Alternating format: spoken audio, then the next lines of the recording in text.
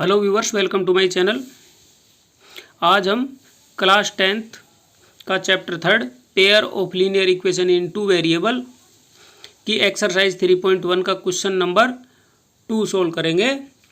हमारा क्वेश्चन है the coach of a cricket team buys 3 bat and 6 ball for 3900 rupees. Later she buys another bat and 3 more balls of this same kind for 1300 rupees. Represent this situation algebraically and geometrically.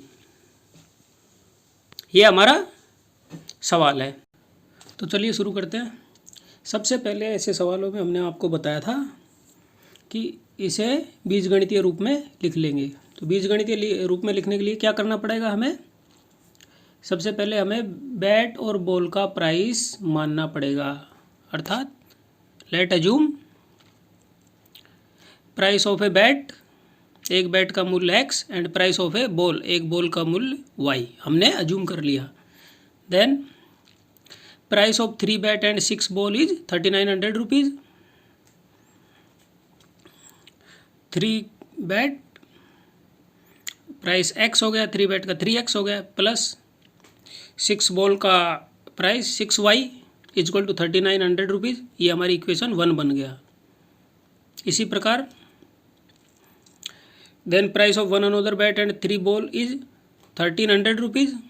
then algebraic equation x plus 3y is equal to 13। ये हमारी equation 2 हो गई। अब इस situation को हम algebraic रूप में या एल्जेब्रिक रिप्रेजेंटेशन किस प्रकार करेंगे? दोनों इक्वेशनों को रख देंगे एक साथ। एल्जेब्रिक रिप्रेजेंटेशन इज, हम सबसे पहले इक्वेशन 1 लिखेंगे, फिर इक्वेशन 2 लिखेंगे। ये हमारा एल्जेब्रिक रिप्रेजेंटेशन हो गया।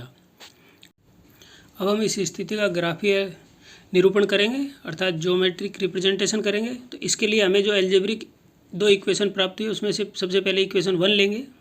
ये हमारी इक्वेशन 1 है। इसे 1 वेरिएबल टर्म में लिख लेंगे, y is equal to 3900 minus 3x upon 6।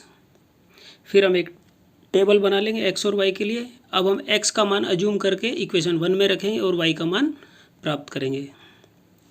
If x is 1300, हमने x का मान 1300 माना और इक्वेशन 1 में रखा। देन y इज़ क्या आया हमारे पास? y का मान 0। हमारे पास y का मान 0 प्राप्त हुआ। तो अब हम क्या करेंगे? y के मान को y की जगह रख देंगे। इसी प्रकार if x is 0 then y is 650। ये 650 यहाँ पे रख दिया।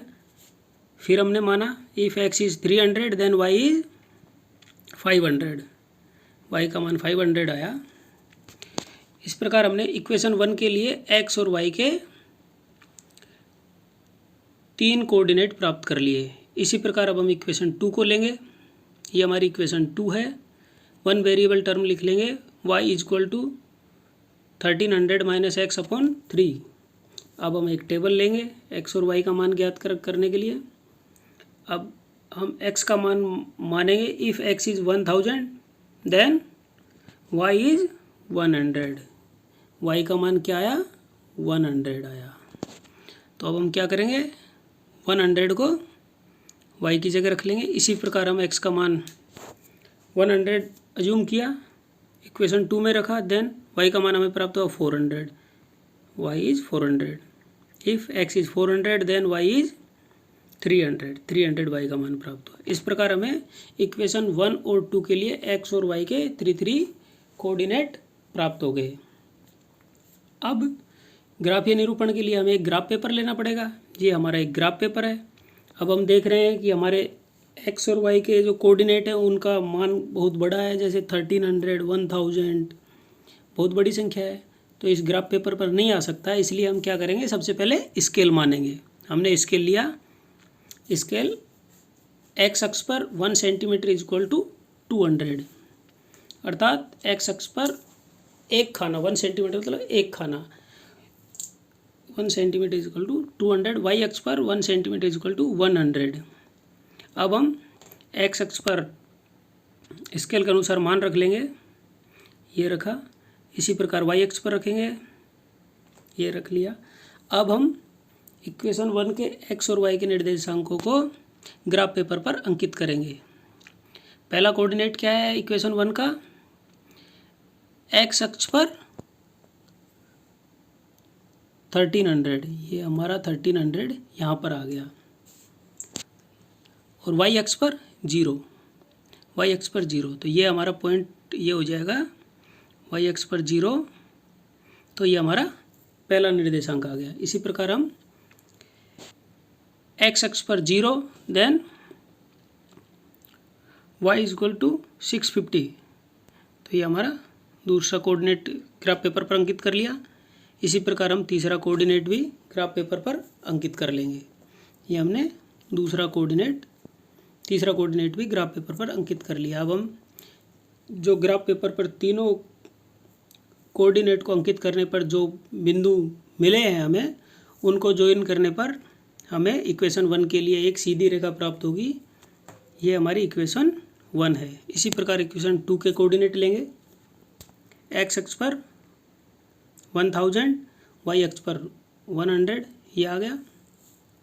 इसी प्रकार दूसरा कोऑर्डिनेट एक्स अक्ष पर 100 और वाई अक्ष पर 400, ये आ गया। फिर तीसरा कोऑर्डिनेट एक्स अक्ष पर 400, वाई अक्ष पर 300, ये हमारा तीसरा कोऑर्डिनेट आ गया। इन तीनों निर्देशांकों के से प्राप्त बिंदुओं को हम ज्वाइन करेंगे तो हमें इक्वेशन 2 के लिए भी एक सीधी रेखा प्राप्त होती है। ये हमारी इक्वेशन 2 की लीनियर इक्वेशन की स्ट्रेट लाइन है। ओके, अब हम देखते हैं कि दोनों इक्वेशन 1 और इक्वेशन 2 की दोनों रेखाएं एक निश्चित बिंदु पर एक दूसरे को इंटरसेक्ट कर रही हैं। तो हमने जैसे पढ़ा था कि जब दो रेखाएं, जो दो लीनियर इक्वेशन एक दूसरे को इंटरसेक्ट करती हैं तो एक यूनिक सॉल्यूशन होगा उस पेयर ऑफ लीनियर इक्वेशन का। तो यहाँ पर यूनिक सॉल्यूशन क्या होगा हमारा, ये हो गया x is 1300 and y is 0। अब हमने x और y क्या माना था, x का मान माना था हमने, x माना था बैट का प्राइस और y माना था बॉल का प्राइस।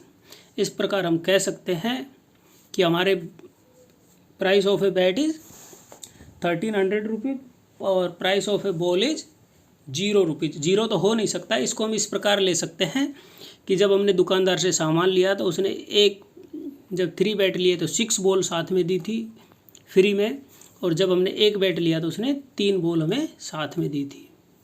इस प्रकार हमारे इस सवाल का एल्जेब्रिक एवं ग्राफिकल रिप्रेजेंटेशन होगा। साथियों बहुत आसान है, किसी भी तरह की कोई प्रॉब्लम नहीं है इसमें, बड़ा ही आसान है। एक बार करके देखिए, बहुत अच्छा लगेगा। और किसी भी तरह की प्रॉब्लम आती है तो मेरे को एक बार कमेंट बॉक्स में ज़रूर लिखें। थैंक यू साथियों, आशा है कि आपको मेरा ये वीडियो बहुत अच्छा लगा होगा। यदि आपके फिर भी कोई भी डाउट है इसमें तो मुझे एक बार कमेंट बॉक्स में ज़रूर लिखिए। मैथ से संबंधित, स्पेशली क्लास 10th की मैथ से संबंधित आपको जो भी प्रॉब्लम है मैं आपकी यहाँ पे सॉल्व करूँगा। आपको किसी भी तरह की कोई प्रॉब्लम नहीं होगी। Thank you, keep learning with 1-2।